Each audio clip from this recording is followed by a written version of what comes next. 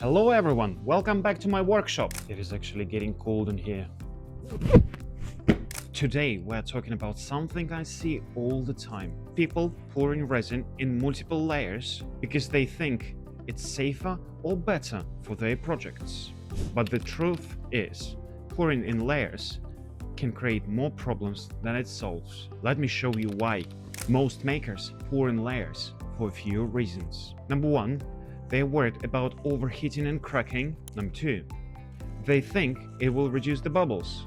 Number three, they want to build up the thickness slowly. And you know what? Sometimes it makes sense, but in most of the cases, it works against you. When you pour resin in separate layers that are fully cured, you're no longer creating one solid piece. You're stacking thin plastic sheets on top of each other. That causes visible layer lines, especially in clear or tinted resin, weak bonding between the layers. They can separate under stress or over time, and air pockets. Bubbles can get trapped between layers and stay visible forever, and if you sand or polish later, those lines will always show.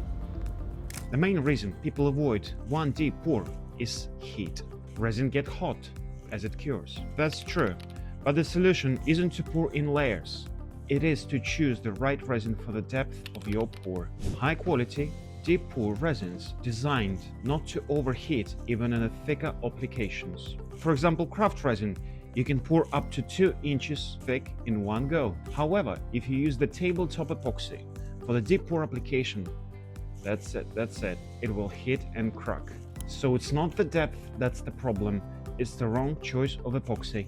So here is the simple rule. If your project is deep, use a deep pour epoxy and do it in one go.